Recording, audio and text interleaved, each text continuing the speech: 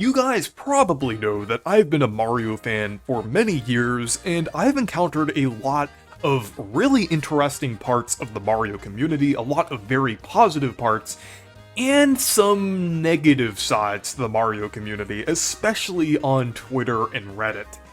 And I've seen a lot of people kind of buy into these negative sentiments a little too much, and I just wanted to talk about how you shouldn't really let these weird or negative Mario fans gaslight you into thinking some of these sentiments. And the first one is that it's wrong to want Mario RPG characters in spin-offs like Mario Kart and Mario Party, and yes, I know that these characters are very unlikely, and Nintendo hasn't expressed much interest in adding RPG characters to Mario Kart, even though they did reference them recently with the Frost Piranhas in Mario Kart World, but they still do seem pretty unlikely, but at the same time, people shouldn't be discouraged for wanting them. I've seen a lot of people on Mario spin-off oriented subreddits be incredibly toxic towards people who even suggest the idea, or either downvoting them into oblivion, or even going as far as harassing them. I think this behavior shouldn't be tolerated. People should be allowed to express what Mario characters they want to see in Mario spin-offs. And it's just really sad to see a lot of negativity surrounding a lot of the fan rosters and fan creations involving RPG characters, because I really want to see RPG characters in Mario Kart. Even though it's unlikely, I wish people weren't so dismissive and judgmental about it. Like, I remember a few years back, or even going way back to like the 2000s, when there was like a lot of Mario fan content with like RPG characters and things like that, and that was kind of praised and encouraged, but now I see just a lot of negativity around it. But at the same time though, don't be gaslit into thinking that it's unpopular to want RPG characters. At the same time, even though there is a lot of negativity, this is the vocal minority. But the next thing that I don't think fans should gaslight you into thinking are that slightly niche characters like Geno, Vivian, or Fawful are overrated.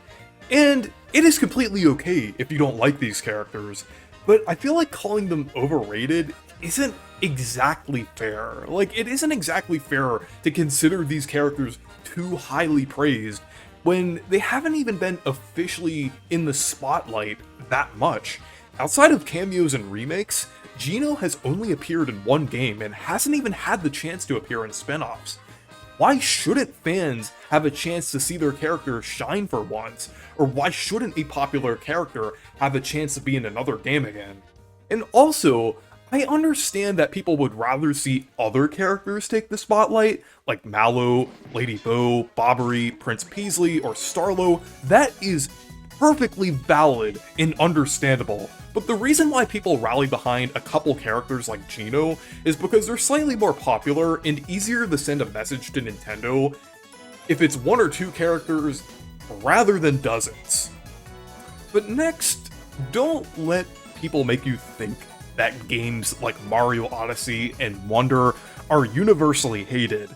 With Mario Odyssey in particular, I've seen multiple Mario fans say that it has a mixed reception or is even a divisive game, which is kind of ridiculous.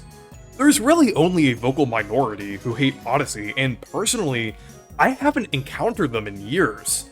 Probably due to the fact that I haven't used Twitter in a very long time, but I haven't really seen it that much on the internet in general. In reality, Odyssey is still a universally praised game in the grand scheme of things. People outside of the internet see it as a genuinely enjoyable and a really fun Mario game, not the monotonous moon-hunting madness that Twitter wants to convince you is the general consensus. And this also goes for games like Mario Wonder or Thousand Year Door. There was never a switch up for these games. A few people just didn't care for the game, or there might have been a vocal minority of people who were loud and a little toxic about it. That really isn't the general consensus. That doesn't mean these games are mixed or divisive. That's just a small group of people. But the next thing is that don't let people convince you that the Mario mandates are still actively a thing that exists. Okay, This one might be a little more subjective because we don't really have a clear guideline on what the mandates were exactly. And the thing is, the Mario franchise always had and still does have some clear guidelines on things. Like, you can't really have Mario shooting a gun or just doing anything. There still are restrictions and guidelines in place that have always existed throughout the franchise. But when I say mandates, I really just mean the strict restrictions akin to what the modern Paper Mario games dealt with. Nowadays, there really doesn't seem to be a strict mandate on the franchise, as we've seen with almost every post-Wonder Mario game. There seems to be a very loose guideline on how the characters can be portrayed and designed in every game. As we've seen like a very chibi like Mario design in the Mario RPG remake, and many different variations of Mario enemies and character designs between different games, either if it's a remake or a game in a different series like Mario and Luigi, or just complete redesigns in Mario Wonder or Mario Kart. It really doesn't seem like they are as strict as they were before. And the thing is, with certain games like Mario and Luigi Brothership, it actually brought back older Mario and Luigi enemies that we haven't seen since Dream Team, which is really cool. And the Thousand Year Door remake kept all of its character designs intact when other remakes, like Superstar Saga, changed a lot of designs. And the only thing that may be an argument for why strict mandates and character restrictions still exist is the fact that we haven't seen many varied Toad designs in new games outside of the remakes. But the thing is, I kinda doubt that they weren't allowed to make new Toad designs. I think most developers and artists are just used to the norm of all Toads being samey, and in cases like Brothership, I think they were more focused on creating original designs rather than varied Toad designs, and in games like Super Mario Party Jamboree, they mostly wanted to reuse assets from the previous Mario Party games. We really haven't seen many new characters at all in Jamboree, and I think that was because they were reusing most of the models from the previous Mario Party games on the Switch. And I think it's entirely possible that we could see like varied Toad designs in something like a new Paper Mario game, because of the precedent that Thousand Year Door set for the Paper Mario series. So I feel like the Thousand Year Door remake almost pushed it forward a little bit for Paper Mario specifically, because I don't really think there is any restriction or anything stopping the developers from adding more unique Toad designs. And then finally, don't let people gaslight you that Paper Mario fans, specifically older Paper Mario fans like Thousand Year Door fans, aren't accepting of change. I've seen dozens of memes over the years, even nowadays after the remake, which is kind of crazy, about the fact that Thousand Year Door fans aren't accepting of change. But that isn't entirely true. On one hand, that is a gross generalization of people who like Thousand Year Door, which has kind of been happening over the years.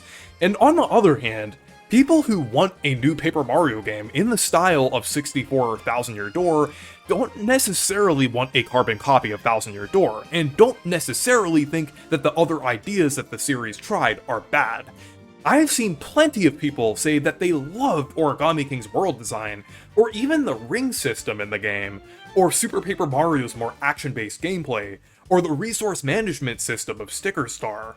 What older fans were really disappointed about was the fact that the newer games removed what worked in the first place, like the depth of combat, experience points, engaging action commands, and a heavier emphasis on story. You can have those things while also innovating at the same time. We really haven't seen a new version of the Thousand Year Door battle system since Thousand Year Door, so there are a lot of things that they can do to build on top of that. Wanting core aspects of 64 and Thousand Year Door doesn't mean you want a carbon copy of it. Look at the Mario and Luigi series. All of the games do new and interesting things, like most recently, Mario and Luigi Brothership added the battle plugs, which was a great new addition, but it also kept the core aspects that people loved about the Mario and Luigi series. Why can't we see that with the new Paper Mario game? I think that would be perfect, and that doesn't mean it will be Thousand Year Door 2. Most people don't want a Thousand Year Door 2. They want a game that brings back the core aspects of 64 and Thousand Year Door, but also innovates and adds new things at the same time. But anyways, those are my thoughts on some of the kind of more negative sentiments out there about different things in the Mario community. But finally, if you do see yourself being too overwhelmed by a lot of the negativity and toxicity of the Mario community, don't lecture people about it, because a lot of people who have these sentiments can't really be convinced otherwise, just due to the fact that people really can't be reasoned with online. The best thing to do if you're dealing with too much negativity is to just either walk off, don't engage with these people, and form your own opinions about things. That is really the best thing to do in all of this. But anyways, thank you guys for watching this video. Make sure to leave a like and subscribe for more, and make sure to check out my Discord server and Blue Sky if you want to. Stay perky!